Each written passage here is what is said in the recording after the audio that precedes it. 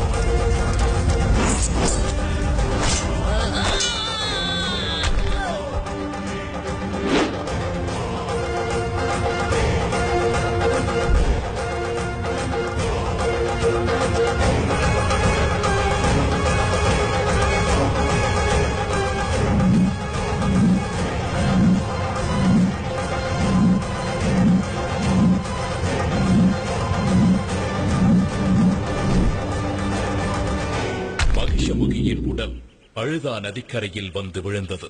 அவள் மீண்டும் எழும் முன் ஐயப்பன் மகிஷமுகியின் முதுகின் மேல் ஏறி கோர தாண்டவம் ஆடி அவளை அழித்தார்.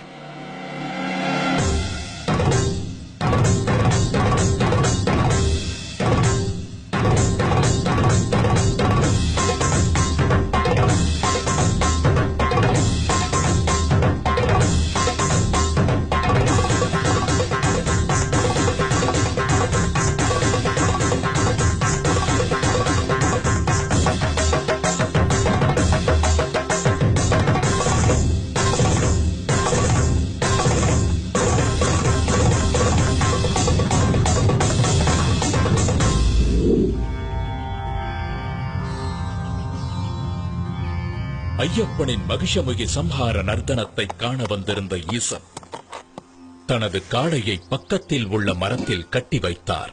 அதனால் அந்த இடம் காளை கட்டி என்று அழைக்கப்படுகிறது. சஹஸ்ரசீர்ஷா புருஷः சஹஸ்ராக்ஷः சஹஸ்ரபாத் சபூமிம் விஸ்வதோ வ்ருத்வா. ஐயப்பனின் பொற்பாதம் உடலில் பட்டதால் மகிஷமுகியின் உடலிலிருந்து விடுதலையாகி சாப விமோச்சனம் பெற்றாள் லீலாவதி. ஐயப்பனின் தாழ் பணிந்தாள். ஐயனே, தங்களது பொற்பாதம் என் மீது பட்டதால் நான் சாப விமோச்சனம் அடைந்தேன். இனி நான் தங்களுக்கே சொந்தம்.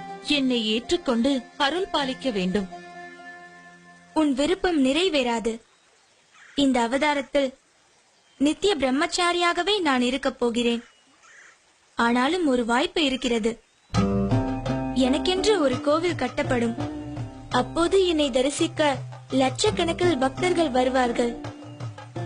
வருடா வருடம் என் பக்தர்களின் கூட்டம் அதிகரித்துக் கொண்டே போகும். ஒவ்வொரு வருடமும் புதிதாக பக்தர்கள் என்னை முதன்முறையாக தரிசிக்க வருவார்கள். அப்படி எந்த வருடத்தில் புதிய பக்தர் யாரும் வரவில்லையோ அப்போது உன்னை நான் திருமணம் செய்து கொள்கிறேன். அதுவரை காத்திரு. என்னுடைய கோவிலுக்கு அருகிலேயே உனக்கும் ஒரு கோவிலை கட்டுவார்கள். உன்னை மாளிகைபுரத்து அம்மன் மஞ்ச மாதா என்றெல்லாம் அழைத்து மக்கள் வழிபடுவார்கள். என்னை காண வரும் பக்தர்கள் உன் கோவிலுக்கும் வந்து உன்னையும் தரிசித்துவிட்டு செல்வார்கள். எனக்கு அருகிலேயே இருக்கும் நீ எந்த வருடத்தில் புதிய பக்தர் யாரும் என்னை தரிசிக்க வரவில்லை என்பதை கண்டு கொள்ளலாம். அதுவரை காத்திரு. தங்கள் சித்தம் இதுதான் என்றால் என் பாக்கியமும் இதுதான். தங்களுக்கு சமமாக எனக்கும் ஒரு கோவிலினை கட்டி என்னையும் மக்கள் வந்து வணங்குவார்கள் என்று எனக்கு சரியாசனம் தந்த பரம்பொருளே, உம்மை வணங்குகிறேன்.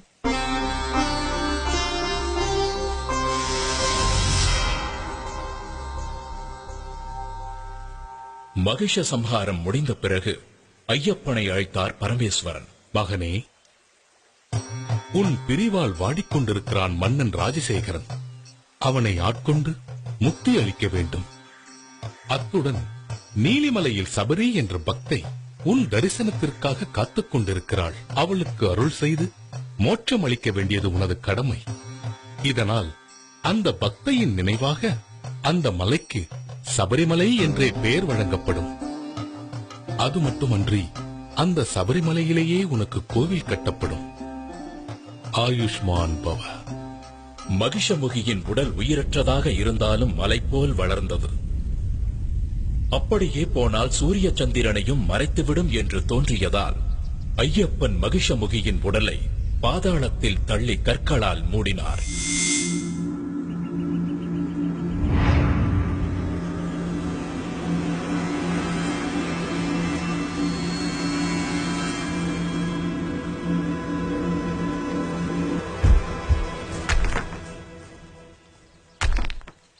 ஐயனின் ஆணைப்படி பூதகணங்களும் தேவர்களும் கற்களை எடுத்து வீசி கற்குவியலுக்குள் மகிஷமுகியின் உடலை புதைத்தனர். அப்படி கற்களால் மூடப்பட்டு மகிஷமுகியை அடக்கம் செய்யப்பட்ட இடமே கல்லிடும் குன்று என்ற பெயரால் அழைக்கப்படுகிறது.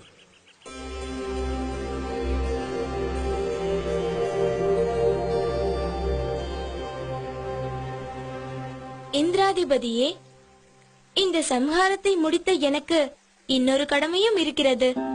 என் தாய் அங்கே கடும் தலைவலியால் துடித்துக் கொண்டிருக்கிறார். அதை தீர்ப்பதற்கான புலிப்பாலை பெறவே நான் இங்கு வந்தேன். இது என் மீது அளவற்ற பாசம் கொண்டிருக்கும் என் இரு கண்களையும் போன்ற தாய்க்கும் தந்தைக்கும் நான் ஆற்ற வேண்டிய கடமையாகும். எனவே புலிப்பாலை பெற தாங்கள் தான் எனக்கு உதவ வேண்டும். நிச்சயமாக எம்பெருமான் பரமேஸ்வரன் கட்டளைப்படி நான் பெண் புலியாக மாறி பால் சுரந்து தருகிறேன்.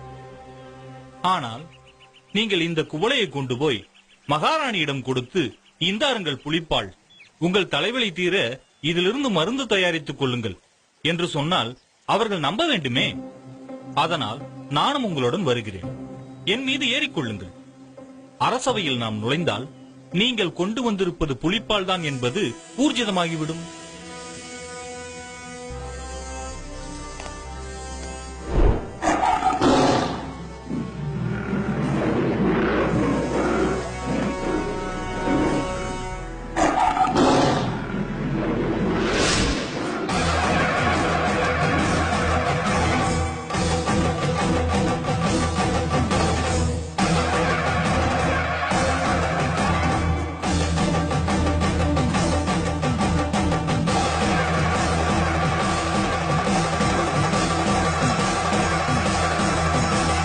மகிஷமுகி வதம் கண்ட மணிகண்ட சுவாமியவன் மாறானே வன்புலியும் ஏறியே மலை தாண்டி மடு தாண்டி கண் கண்ட தெய்வம் அவன் மாறானே பந்தளத்தை தேடியே ஆற்று வழி ஊற்று வழி காட்டு வழி கோட்டை வழி கடந்திங்கு வாரானே ஐயப்பா. சொன்ன தலை நோக்கி மருந்தாகும் புலிப்பாலை கொண்டிங்கு வாரானே ஐயப்பா. நடையதிர படையதிர எத்திசையும் அதிர புலியதிர குளம் அதிர கொற்றவனும் அதிர பரம்பொருளை இறை அருளை அரசி மனம் அறிய தவறுணர தலை கவிழ தண்டமிட்டு பணிய பந்தளமும் பணிய வந்த செயல் முடிய மணிகண்ட அவதார நோக்கமது நிறைய.